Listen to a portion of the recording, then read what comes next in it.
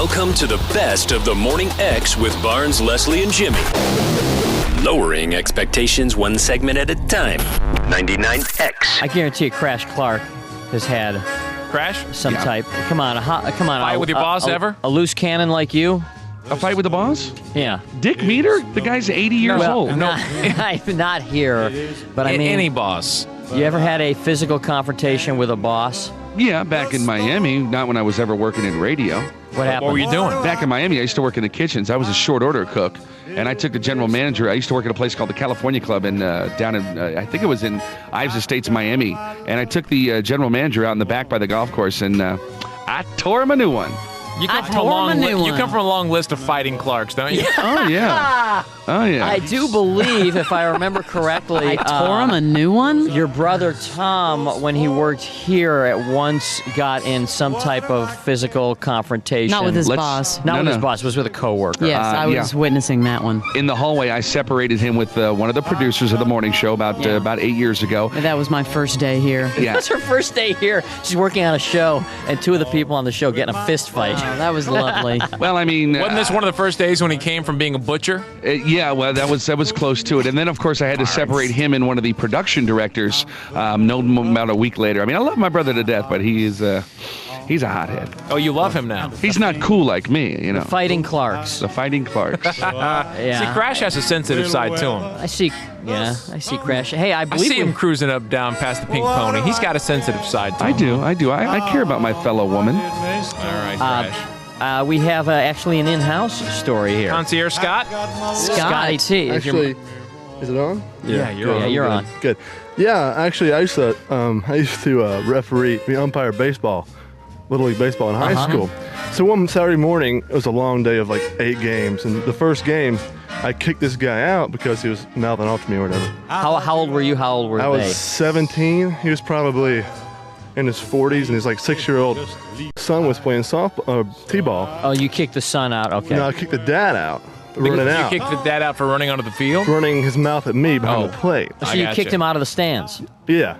Kicked him out of the park. 17-year-old umpire ejects you. I like that. And then, Scott. I team mom out too. That was a different story.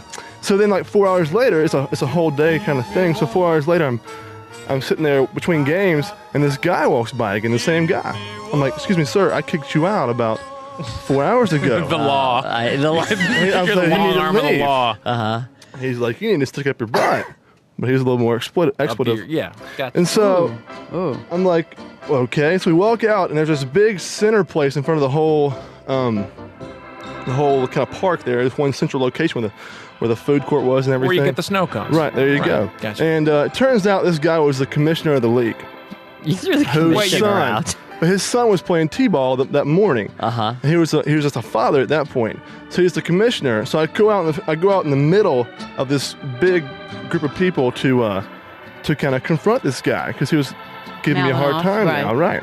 So he comes up to me. He's like, "Where's your boss?" I'm like, "Well, he's not here." They're going to find him. So I kind of step in front of the guy and he shoves me. Like, now, how tall were you at this time? 17-year-old I'm Scott. probably 6'2". 17? You were 6'2"? Yeah. Well, dude, he's just 20 now. How old are you? 23. Oh, 23. 23 and you're Yeah, 6. I'm 6'4". But I was probably 6'2", like 160. I was a little guy. I was a small guy. But if that's small, Yeah, 6'2", 160 at 17 is not that small. Then what am I? So I go out. So the guy's like, "Where's your boss?" I'm like, "He's over in that field over there." So I kind of step up in front of him. He shoves me up and up. This guy's like about as tall as Jimmy is. Can you stretch his story out anymore? Yeah. Yes. Well, you keep interrupting him. Get to the fight.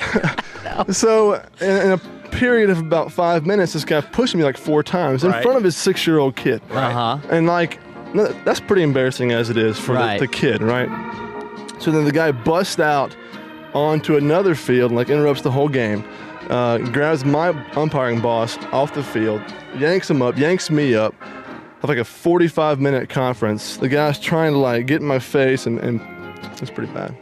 So there were no blows? That was all that way and there was no fight? No. But see, he was the point is, I at 17 was the bigger man here, not fighting the 40-year-old guy trying to shove me 4 times in my face. Yeah, but we're not looking for people who are bigger men. We're looking for people who have been in fights. But see, I was doing Yeah, the I know. public are good in avoiding a fight by setting an example at 17. Thank you, Scott. Thank you. All right, Scott. Setting a very nice example. Okay. Former MLB All-Star Sean Casey, a.k.a. The Mayor, keeps hitting it out of the park. Take my 30 years of experience. Take the wisdom and knowledge I've learned from the failures when I got sent down my rookie year, all the injuries I had to overcome. Your mind is the most important tool you have in life. Be relentless. Keep charging. It matters how you talk to yourself, how you look at the world. That matters. We talk about that. I don't know. I'm fired up. Baseball's back, and it's going to be incredible. I love it. The Mayor's Office with Sean Casey from Believe. Follow and listen on your favorite platform.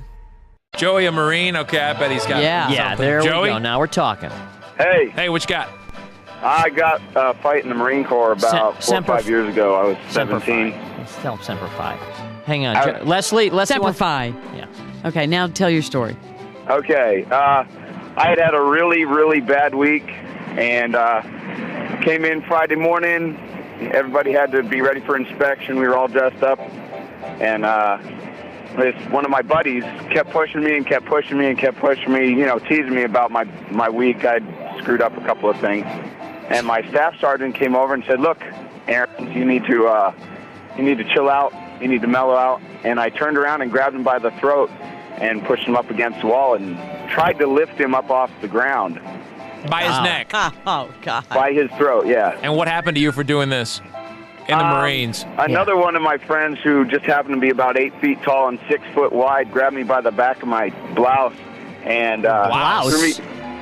threw me. Yeah, Marines, well, the Marines wear shirt, blouses? whatever. It's a blouse. That's what we called it. Wait a minute. The Marines call it a blouse? Really? Yep. Oh, the Marines call their shirt a blouse. It's not a shirt. It's over the pants kind of camouflage blouse. Okay. That's kind of girly, isn't it? Blouse. I wouldn't Picking say a fight that. with this guy? You trying to pick a fight? Jimmy, I don't know. you now, won't win. you guys don't have a combat skirt, do you? No, that would be over in Scotland probably. It's called a kilt. the matching. That's the Navy. Right? Anyway, so Yeah. the guy pulled you out before any superiors found out? Well, actually, I was only a lance corporal at the time, and I snatched up a staff sergeant and was grabbed by another staff sergeant and taken outside. And beaten But usually bloody. we handled stuff outside instead of like in front of everybody in the shop. So what happened? What kind of punishment? I mean, there must have been some type of punishment. I got browbeaten. I went in front of the sergeant major, and after about, a half hour of butt chewing, they let me go. I was a bit of a hothead. Now, the butt chewing, again, I thought that was the Navy. But hey. Hey. No, that's the butt ramming. Okay. He had to take the take joke the ball. one step further. Thank you, Joey. Thank you. All right, Joe, we'll see you later. Yeah, Marines, Take it man. Eric, this is the sheetrock hangar. Eric? Yeah. There's all kind of fighting going on in the building process. When you Oh, get to the yes. certain level of building, all kinds of fighting. What happened to you? What happened to me? Yeah. Yeah, what happened to you? I was working late on the weekend, hanging sheetrock, trying to get ready to do my final inspection. Worked real hard, and my boss came in Monday, and I was there early in the morning working. He started... His boss must have walked in. Nutcase was that guy? I don't know, but one of the guys who used to be in my band and some of these guys that are in the building profession, they fight and drink so much that I don't know how those houses stay up.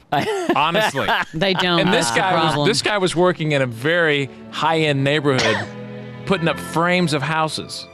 Just shellacked. I don't know how they stay up. All right. Now, wait, is Todd line 4 TJ? TJ. Yes. What's going on? Not much. I was just calling about a story when I was about 17 years old, just got out of high school. I was framing houses, and we was over on South Cobb Drive, and one morning we was up on top of a house putting a deck on, putting the roofing on. At that time, me and the boss got in an argument. He was hollering at me, "Hey, bring that over here, cussing at me and everything else." And I'm walking across this roof, carrying this wood, and it's like 100-something degrees out there, and he just kept on. So I threw it down, and we got to arguing about him cussing at me. I mean, talking to me like I was a dog.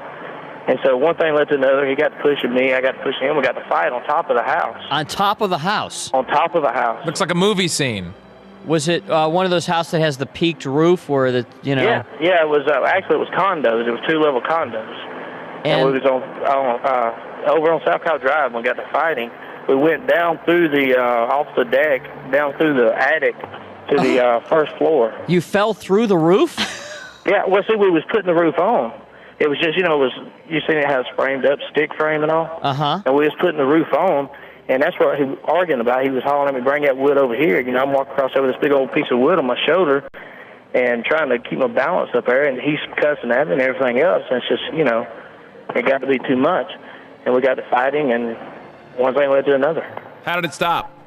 I ended up with his dad owned the company. His dad was the boss, which was also my uncle. This was my cousin I was fighting with. His dad come up, and they broke us up and everything, and that was pretty much it. They said, hey, if you can't work together, leave. So I got my bag, started walking down the road. Now, I think I saw this once, though, in Lethal Weapon. Did this end with one of you getting one of those nail guns and shooting the guy in the head? No, we didn't do nothing like that. All right, nobody. Thanks, TJ. The best of the Morning X on 99X. Barnes, Leslie, and Jimmy. The original 99X. No Contest Wrestling. O'Shea Jackson Jr. and TJ Jefferson with the biggest names in the game. Give it up for the Dark Angel. First one. First. I can't believe it. NXT double champion. Welcome to King. Lex is king. I don't know if I'd be where I'm at now if I didn't take the path that I took. Ladies and gentlemen, Jada Parker. What made you, after the soccer career, go WWE? The answer I always have to that is why not? The No Contest Wrestling Podcast, part of the Rich Eisen Podcast Network. Follow and listen on your favorite platform.